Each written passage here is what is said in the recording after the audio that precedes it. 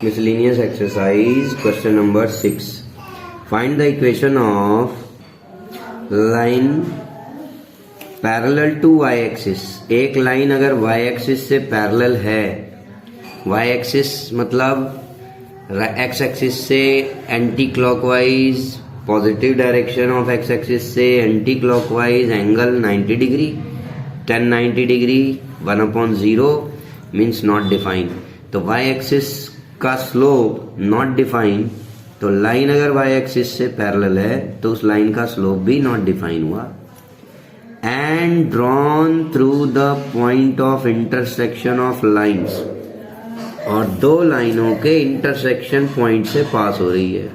अगर मेरे पास दो लाइनों की इक्वेशन गिवन हो तो मैं उन दोनों लाइनों की इक्वेशन को सॉल्व कर सकता हूँ. सॉल्व करके x और y मीन्स उनका इंटरसेक्शन पॉइंट निकाल सकता हूँ.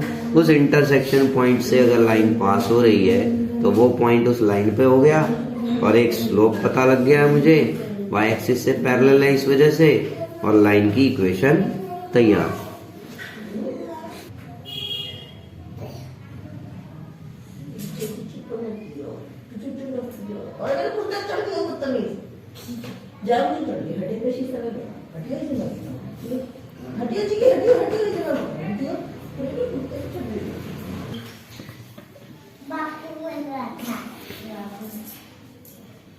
X is equal to -5/22.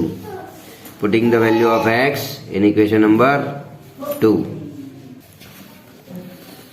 तो वैल्यू निकाल ली हमने x और y की, तो एक पॉइंट मिल गया लाइन के ऊपर. स्लोप हमारा 1/0 था, फॉर्मूले में वैल्यू रख दी. अब जब नॉट डिफाइन स्लोप होता है तो 1/0 लेके कैलकुलेट करना इजी होता है इन क्वेश्चनों को. 0 का क्रॉस मल्टीप्लीकेशन कर दिया, इधर 0 से इसका मल्टीप्लीकेशन हुआ, 15/22 बिकम 0 एंड x प्लस 5/22. ये 0 हो गया. x plus 5/22 is equal to 0, imply x is equal to -5/22.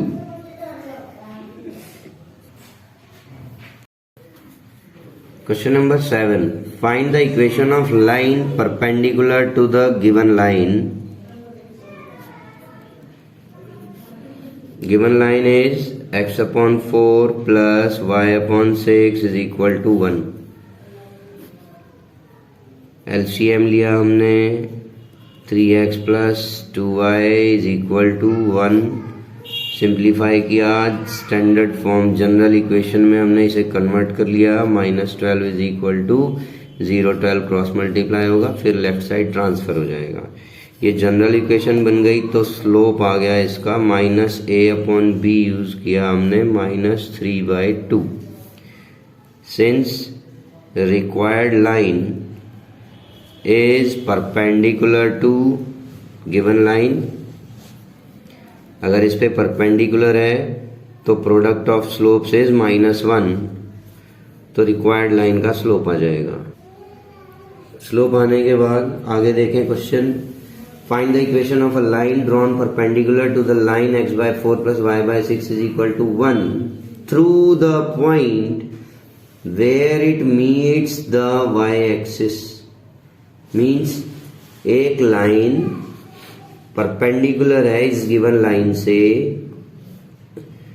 और ये जो लाइन है through the point where it meets the y axis. कहाँ परपेंडिकुलर है? जहां ये गिवन लाइन y एक्सिस से मीट करती है. थोड़ा कम समझ में आया तो चलो फिगर बनाकर देखें. y एक्सिस, x एक्सिस, हमारी गिवन लाइन सपोज ये है,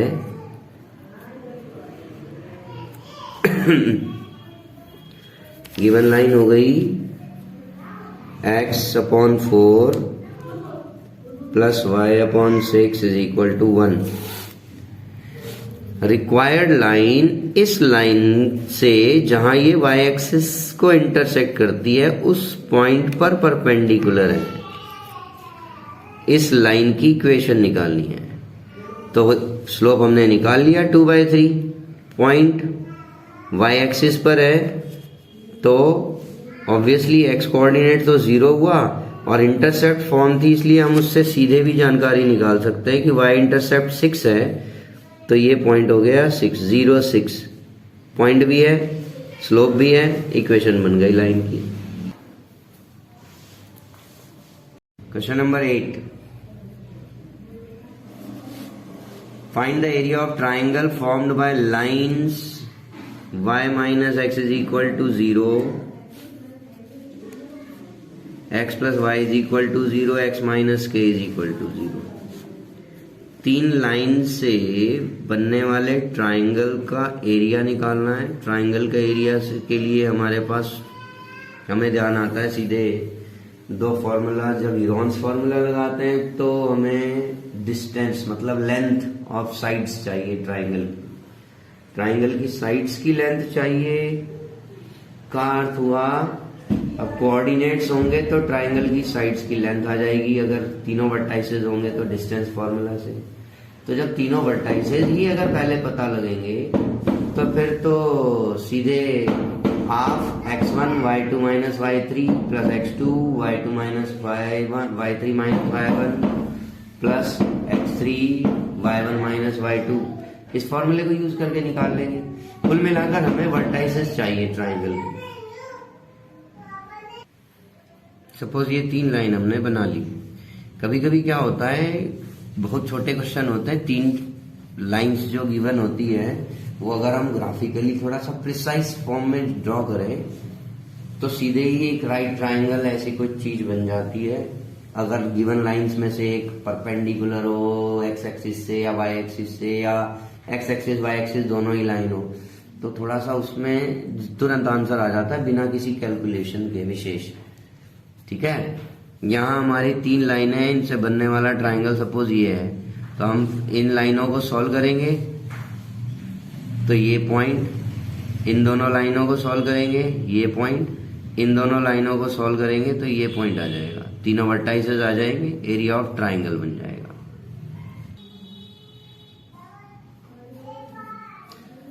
हमने पॉइंट्स निकाल लिए, वर्टाइसेस ए बी और सी, तीनों वर्टेक्स निकाल के फॉर्मूले में वैल्यू रखी, के स्क्वायर प्लस के स्क्वायर 2k स्क्वायर, के स्क्वायर पॉजिटिव ही रहना है हमेशा, 2 एक पॉजिटिव नंबर है इसलिए एब्सोल्यूट वैल्यू का साइन हमने हटा लिया, 2 से 2 कैंसिल हुआ, के square square units. Question number 9, find the value of p so that 3 lines 3x plus y minus 2 is equal to 0, px plus 2y minus 3 is equal to 0 and 2x minus y minus 3 is equal to 0 may intersect at one point। Lines एक ही point पे intersect करती हैं। अगर एक ही point पे intersect करती हैं 2 से ज्यादा लाइनें तो उन्हें कॉन्करेंट लाइंस कहते हैं। मीन्स उनका इंटरसेक्शन पॉइंट सेम है।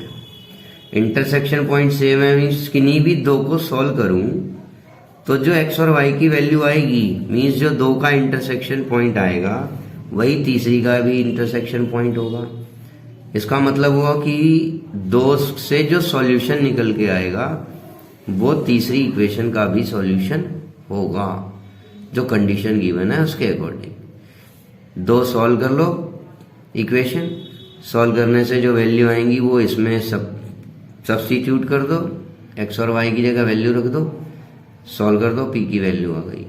बिल्कुल सिमिलर वे में क्वेश्चन नंबर 10 भी है, जो 3 लाइंस कॉन्करेंट है लिखता है और एक रिलेशनशिप प्रूव करनी है।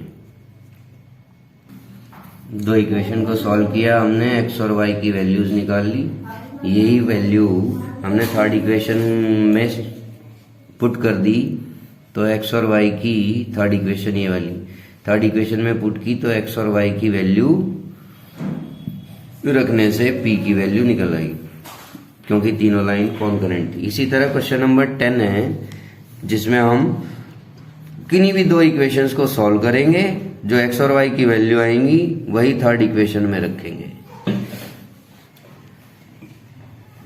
x की वैल्यू आ गई c2 minus c1 upon m1 minus m2,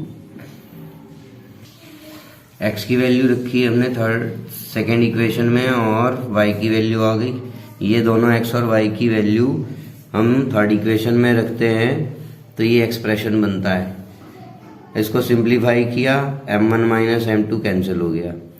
अब इस पोर्शन को हम ऐसे ही रखेंगे क्योंकि जो प्रूव करना है उसमें C1 और C2 जो है वो ब्रैकेट्स में है, C1 C2 C3। तो इस पोर्शन को इसी तरह रखें, इसे और इससे एक्सपेंड करके हम सिंप्लीफाई करेंगे, फैक्टराइज करने की कोशिश करेंगे। हमने ये इधर ट्रांसफर किया, नेगेटिव पॉजिटिव हो गया। अब m1 वाली टर्म से m1 कॉमन निकालेंगे, m2 इस टर्म से m2 कॉमन निकालेंगे। m1 C2 minus C3 minus m2 C1।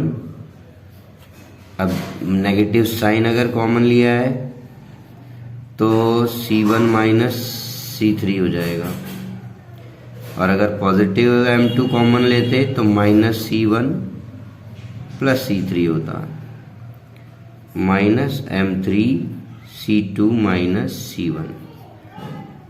अब साइन जो है जो प्रूव करना है उसके अकॉर्डिंग हम अरेंज कर सकते हैं। m1 C2 minus C3 plus m2 C3 minus C1 plus m3, तो नेगेटिव साइन बाहर ले लो, C1 पॉजिटिव और C2 नेगेटिव हो जाएगा, is equal to 0। Hence proved. Question number 11, find the equation of line through the point. मतलब हमें line के ऊपर पॉइंट मालूम है 3 2। किसकी जरूरत है अगर इक्वेशन बनानी है तो एक स्लोप और चाहिए। which makes an angle of 45 degree, makes angle 45 degree with, एक लाइन से एंगल गिवन है इसका x minus 2y is equal to 3। जैसे ही लाइन की इक्वेशन होती है हम जनरली देखते हैं स्टैंडर्ड फॉर्म में या जनरल इक्वेशन बना के स्लोप निकाल सकते हैं हम उस लाइन का, माइनस a अपॉन b से माइनस 1 बाय माइनस 2, यहाँ से आ गया 1/2 स्लोप आ गया इस गिवन लाइन का, और एंगल है लाइन के साथ तो फॉर्मूला यूज करेंगे tan alpha is equal to m1 minus m2 upon 1 plus m1 m2। इससे स्लोप आ जाएगा हमारी रिक्वायर्ड लाइन का। रिक्वायर्ड लाइन का जब स्लोप आ जाएगा, एब्सोल्यूट वैल्यू का साइन है, प्रोबेबली 2 ही आएंगे, तो फिर 2 इक्वेशन बन जाएंगी हमारी रिक्वायर्ड लाइन की।